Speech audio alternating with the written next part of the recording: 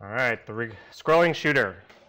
So this game is going to introduce a number of different aspects. Some of it is scrolling in a larger room, pulling pieces of a sprite into the game, paths, a number of different things. So to begin with, I'm going to start with creating my new avatar sprite. This one's going to be animated. So I'm going to create a new sprite, and instead of just straight up loading it in, I'm actually going to do edit sprite. And then this shows all of the series of animations that I'm going to have. Right now I have nothing. So I'm going to do create from strip. For this game, I'm going to go into the README, GameMaker 1, sprite resources, all as strip. So this is one picture, and it's got all the different pieces of an old game called 1945. So it's a flying game. I'm going to use this for my demo. If you want to use different sprites, feel free. So it's one picture, but what I want is to pull in pieces of it. So for example, for my plane avatar, I'm going to actually use this picture, and this picture, these three.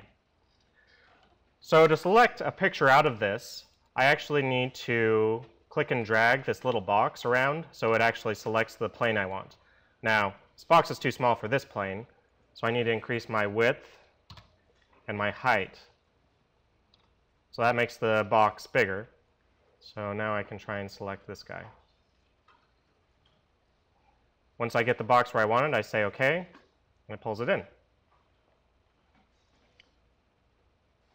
So this one is actually an animated sprite, so I'd actually like to pull in the other two. It turns out the animation makes the propellers look like they're moving. So I need to do add from strip now, which is under the file menu. Pulling from the same one, and now I'm going to pick this next picture over. Now I'm going to intentionally try and make it a little bit off. Notice that if I accidentally grab the picture and it's a little bit off, it gets kind of this jitter. And that's just because this picture, the second one, is a little bit down from the one that I originally grabbed. So I need to actually shift the second one so it matches the first one.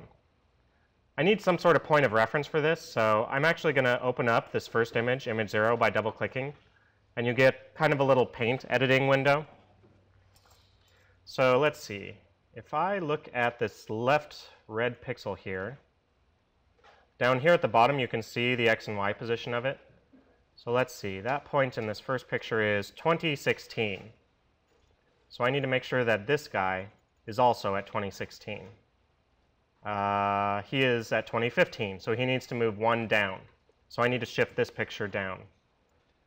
Under the transform menu at the top, you can go to shift, and I need to add one to the vertical to move it down.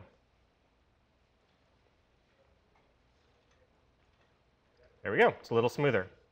There's this flash at the top because of the blue background, but I'm going to remove the blue background anyway in a minute here, so I'm not worried about that. All right, so now I need that third picture. Add from strip. Open up that same picture, and now I'm going to try and grab this third one. All right, this one seems to be shifting left and right, so let's see. 2016, I believe it was. Yes, 2016. Open up image 2. This one is at 2116, so it needs to move one to the left. So I'm going to shift it horizontally -1. There we go. So I get a kind of a smooth motion here. It's a good idea not to grab all of them at once, but to grab them one at a time and shift each image as you need to get it to match up. Now, I'm going to have a gray background to start with, and I don't really want the stark blue to show up, so I need to make sure that I get rid of that. To do that, I can go under the Images menu up here, and about halfway down is Erase a Color. So this will allow you to pick out a color with this little dropper. So if I pick out the blue and say OK, it's going to apply it to all images. It removes the blue from the entire thing. Kind of useful. All right, so I have an animated sprite. It's made up of 3 sub-images. I'm going to call this my plane_s for my plane sprite. And then I'm going to create an object that goes with this. my plane underscore O for object. Give it that sprite. For this game, I'd like to actually make it so it can move in the diagonal directions. To do that, I'm going to add in key press events for left, right, up, and down. When I press left, rather than using these red arrows, I'm actually going to use the set horizontal speed. So I'm going to set horizontal speed. If I'm going left, that's in the negative x direction, so I want to set my horizontal speed to be -5. Likewise, if I'm going right, that's going to be set the horizontal speed to be +5. So if I do key press right, I'll set my horizontal speed to be +5. If I go up and down, key press up. Now remember, the y-axis is flipped, so going up is actually -y. So I need to go -5 here with the vertical speed. That's the center one here.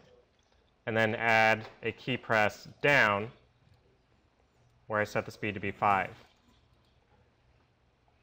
This will make it so that the left and up key can work together to make me move diagonally.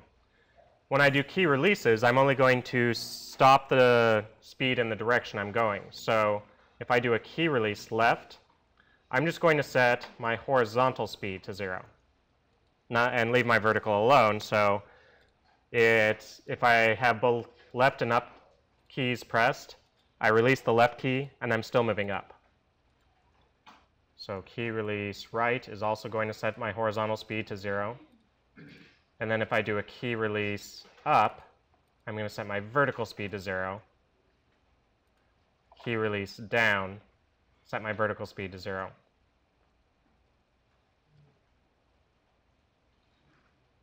I want to see how this looks, so I'm going to create a room, throw my plane in there, and run it. All right, there we go.